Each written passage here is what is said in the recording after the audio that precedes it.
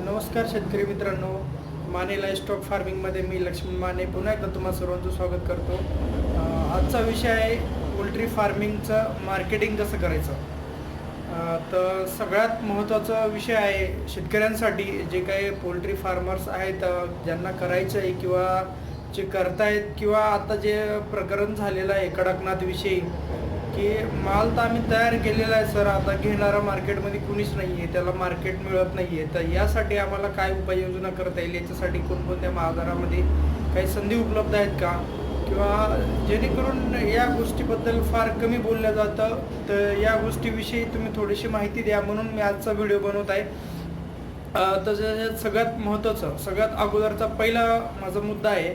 मी याच्यात काही मुद्दे तुम्हाला बरेचसे सांगणार आहे. त्यातला पहिला मुद्दा आहे की जेव्हा तुम्ही पोल्ट्री फार्मिंग सुरू करायचं असतं त्यावेळेस सगळ्यात पहिली गोष्ट मार्केटिंग याचा तुम्ही पुरेपूर विचार केला पाहिजे. कारण बरेचसे शेतकरी काय करतात, माझ्याकडे भांडवल आहे, माझ्याकडे पैसा आहे, तर त्या हिशोबाने मी स्वतः माणसं कामाला लावेल आणि प्रोडक्शन करेल, आणि परत जेव्हा माझं प्रोडक्शन तयार होईल तेव्हा मी कोणाच्या तरी दुसऱ्यावर डिपेंड राहील की फलानी कंपनी आहे की ती आपला माल तयार झालेला ती माल घेऊन जाईल, मग ती पक्ष आपल्याला मदत करेल पुढच्या टायमाला. मात्र दुसऱ्यावर असं डिपेंड न राहता जर आपल्याला स्वतःला जर याचं मार्केटिंग करता आलं तर अतिशय चांगलं होईल. तर पहिली गोष्ट ती की मार्केटिंगचा अभ्यास तुम्ही जरूर करा. त्यानंतर दुसरी गोष्ट, जेव्हा तुम्ही मार्केटिंगचा अभ्यास करता त्यावेळेस, जेव्हा तुम्ही तुमच्या उद्योगाला सुरुवात करता त्यावेळेस सगळ्यात आधी तुम्ही विकायला शिका. कोणतीही वस्तू प्रोडक्शन करणं किंवा तयार करणं ही गोष्ट अवघड नाही. आज मार्केटमध्ये तुम्ही स्वतः तुम्हाला माहीत असेल, तुम्ही फिरल्यानंतर तुम्हाला कळेलच जेव्हा तुम्ही मार्केटिंगला जासाल की मार्केटमध्ये त्या गोष्टीचे उत्पादन करणारे तुम्ही काय एकमेव शेतकरी नाही आहेत. तुमच्या अगोदर हजारो शेतकरी आहेत की ज्या पहिलेपासून या उद्योगाचं ते प्रोडक्शन घेतात, त्या उद्योगामध्ये आहेत. पोल्ट्री फार्मिंगमध्ये असेल, त्याच्यानंतर लेयर फार्मिंग असतील किंवा बॉयलर फार्मिंग असेल, या सगळ्या गोष्टींमध्ये खूप सारे लाखो शेतकरी आहेत.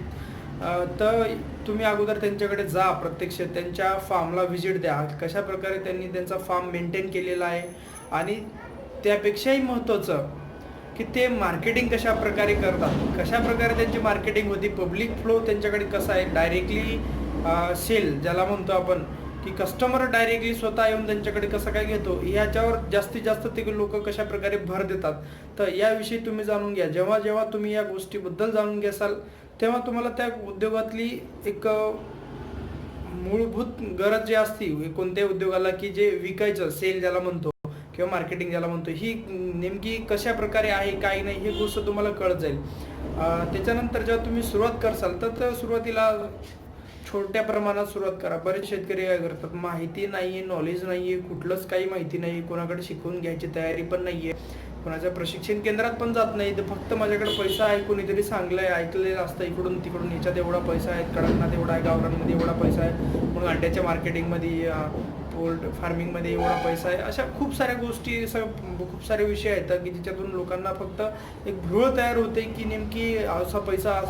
मात्र ते ॲक्च्युली असतो कसा प्रकारे हे जाणून घेण्याची क्युरियोसिटी का कोणाकडे नसते. फार 100तून असे 10% किंवा 20% शेतकरी आहेत की ज्यांना त्या विषयाबद्दल डिटेल जाणून घ्यायचं असते, एकदम खोलपर्यंत जाणून घ्यायचं असतं. ते स्वतः आधी फार्म व्हिजिट करतात, त्याबद्दल तिथं जे काही फार्मर्स असतील त्यांच्याशी ते बोलतात, त्यांची मार्केटिंग पाहतात, स्वतः मार्केटला जातात, पक्षी कधी घेतलेला असते, कधी विकत घेतात किंवा विकत दुसऱ्याचा घेऊन विकतात. ह्या गोष्टीचा जोपर्यंत तुम्हाला तारतम्य येत नाही, जोपर्यंत याचा अनुभव येत नाही, तोपर्यंत तुम्ही सहसा डायरेक्टली या उद्योगात येऊ नये असं माझं म्हणणं आहे. ज्यावेळेस तुमची या गोष्टीसाठी तयारी पूर्ण झालेली असेल, ज्यावेळेस तुम्हाला वाटत असेल की तुम्ही आता 100% मी तयार झालो आहे आणि आता इथून पुढं मी या उद्योगासाठी अगदी तयार आहे, मला काही अडचण नाही, मला मार्केटिंग बऱ्यापैकी समजलं आहे, मग त्यावेळेस मार्केटिंग समजलं त्यावेळेस तुम्ही मग स्वतःचा प्रोडक्शनचा विचार करू शकता. कारण सगळ्यात